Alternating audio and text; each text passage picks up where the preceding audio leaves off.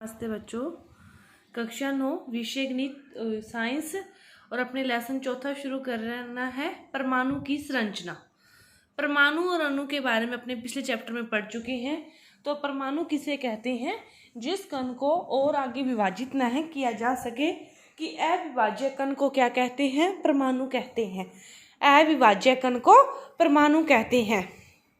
अपने इसको समझा था पूरी अच्छी तरह से और उसके आगे अपने अब समझते हैं परमाणु की संरचना।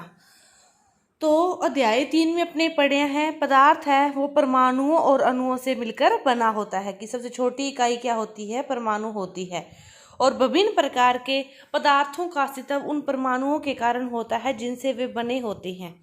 तो किसी एक तत्व का परमाणु दूसरे तत्व के परमाणुओं से भिन्न क्यों होता है? अब आगे के जो क्वेश्चन है उनके बारे में अपने इस चैप्टर में जानेंगे कि कोई भी एक तत्व है उसका परमाणु है दूसरे तत्व का परमाणु है, दोनों भिन्न क्यों होते हैं और क्या परमाणु वास्तव में अविभाज्य है जैसा कि डाल्टन ने प्रतिपादित किया था। डाल्टन ने यही कहा था कि हम किसी पदार्थ को तोड़ते जाएं लास्ट तक जहाँ तक अपने पहुँच जाएं कि जिससे आगे वो और नहीं विभाजित होगा उसे ही क्या कहते हैं? परमाणु कहते हैं। तो क्या वास्तव में जो डाल्टन ने कहा था वह सत्य है या नहीं है, इसके बारे में अपने इसमें जानेंगे सारा इसी पाठ में।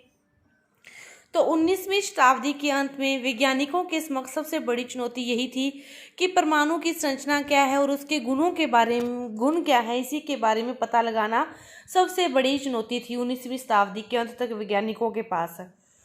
परमाणु की संरचना को अनेक प्रयोगों के आधार पर समझाया गया। तो देखो उससे पहले अपने क्या पढ़ते हैं? पदार्थों में आवेशित कण होते हैं। आपने देखा होगा कि आप कंघे को थोड़ी देर रगड़ने के बाद आप क्या करो, छोटे छोटे कणों के पास, कागज के छोटे छोटे टुकड़ों के पास उस कंघे को लेके जाते हो तो क्या होता है? वो कंघा उनको अपनी ओर आकर्षित कर लेता है। वो जो छोटे छोटे कागज के टुकड़े होंगे वो क्या हो जाते हैं? उस कंघे की तरफ चिपक जाते हैं। इसी तरह आपने रेशम के कपड़ों को एक दूसरे से थोड़ा सा रगड़ते हो तो आप क्या देखते हो? उनमें रगड़ उत्पन्न होती है, उनमें कट की आवाज़ आती है, उनमें चमक उत्पन्न होती है। तो ये क्यों उत्पन्न होती है? क्योंकि उनमें क्या पाए जाते हैं? आवेश पाए जाते हैं कि दोनों में जैसे समान आवेश होते हैं तो प्रतिकर्षित करते हैं और विपरीत होते हैं तो आकर्षित करते हैं। तो कंघे और कागज में तो क्या होंगे? फिर विपरीत आवेश होंगे क्योंकि वे क्या करेंगे? एक दूसरे को आकर्षित करेंगे। तो ये क्या निष्कर्ष निकलता है इन प्रयोगों के आधार पर कि इनमें क्या पाए जाते हैं? आवेश पाए जाते हैं। फिर क्या है कि 19वीं शताब्दी तक पहले तो सभी को ये था कि बस इतने ही उनको परमाणु की परिभाषा के बारे में ही पता था, पूरी उसकी संरचना और गुणों के बारे में पता नहीं था। तो देखो आगे अपने पढ़ते हैं कि 19वीं शताब्दी तक यह जान लिया गया था कि जो परमाणु है ये साधारण है और अविभाज्य कण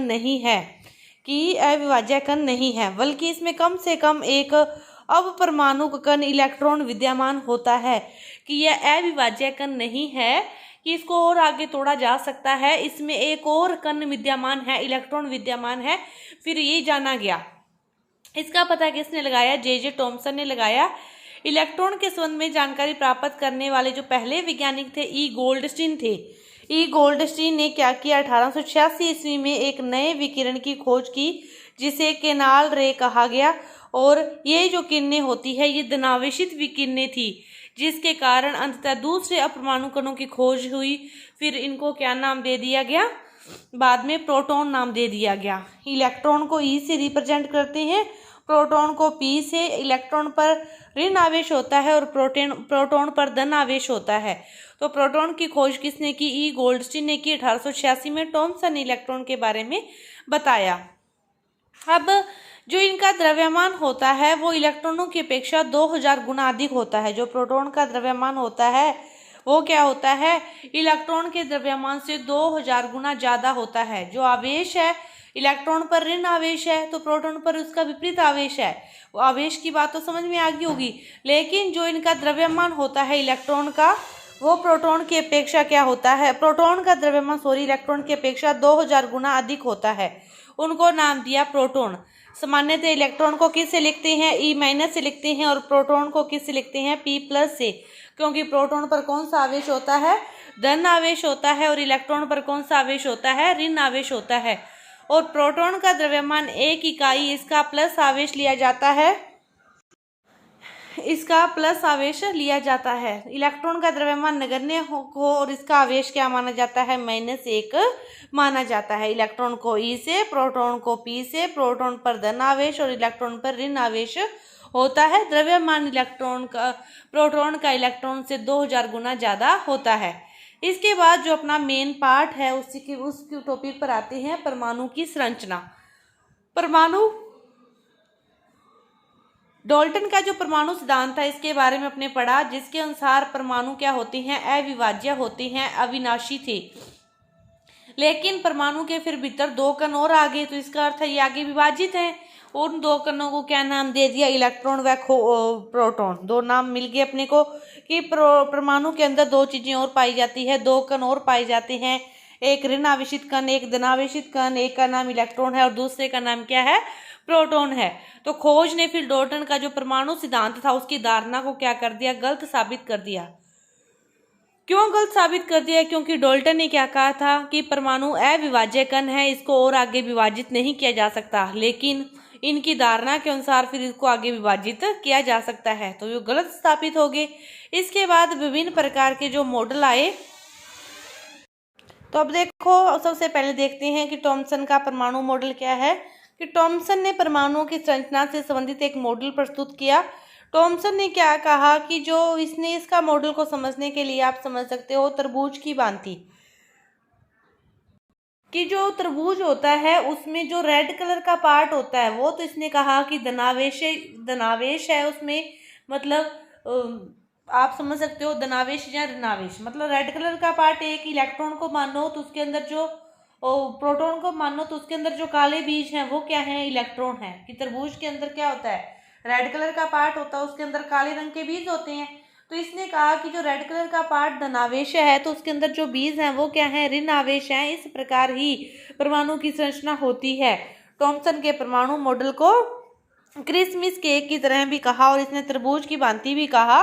तो तरबूज का उदाहरण लेके कि धन आवेश हैं वो तरबूज का खाने वाला भाग और जो बीज हैं वो क्या है, ऋण आवेश हैं।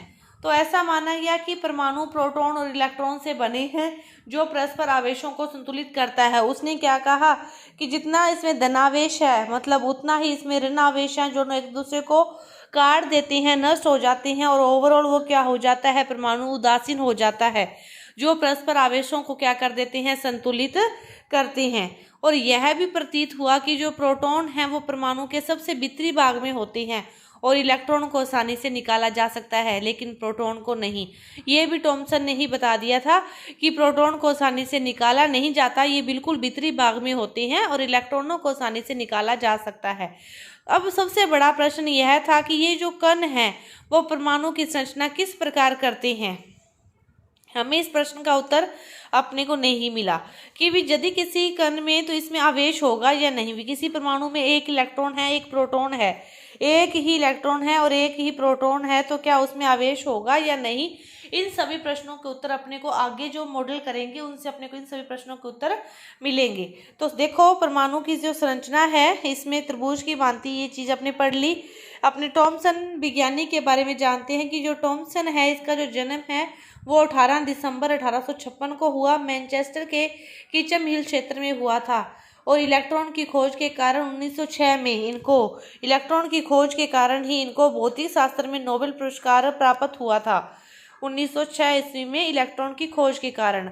और कैम्ब्रिज में ये कैम्ब्रिज प्रयोगशाला के निदेशक थे और उनके शोध के 7 सहयोगियों को भी आगे चलकर नोबेल पुरस्कार मिला था। थॉमसन ने प्रस्तावित किया, थॉमसन का प्रयोग क्या था कि जो परमाणु है वो धन आवेशित गोले का बना होता है और इसके अंदर इलेक्ट्रॉन धसे रहते हैं। किसी भी स्थिति में कोई स्थिति नहीं बताई कि इलेक्ट्रॉन किस प्रकार धसे रहते हैं। दूसरा बताया कि जो ऋणात्मक व धनात्मक आवेश है वो परिणाम में समान होते हैं, इसीलिए जो परमाणु है वो वैद्युतीय रूप से क्या होते हैं, उदासीन होते हैं। कि जितने इसमें धनावेश होते हैं उतने ही इसमें क्या होते हैं, ऋण आवेश होते हैं, वह वैद्युतीय रूप से उदासीन होते हैं। यद्यपि थॉमसन के मॉडल से परमाणु के उदासीन होने की व्याख्या होगी, किंतु दूसरे वैज्ञानिकों ने प्रयोग किए और उन्हें इस मॉडल के द्वारा समझाया नहीं जा सका। दूसरे वैज्ञानिकों ने जो भी प्रयोग किए उनके द्वारा इस मॉडल को समझाया नहीं जा सका, तो इसीलिए आगे और मॉडलों की आवश्यकता पड़ी। तो फिर अपने जो रदरफोर्ड का मॉडल है वो अपने अगली वीडियो में करेंगे। धन्यवाद।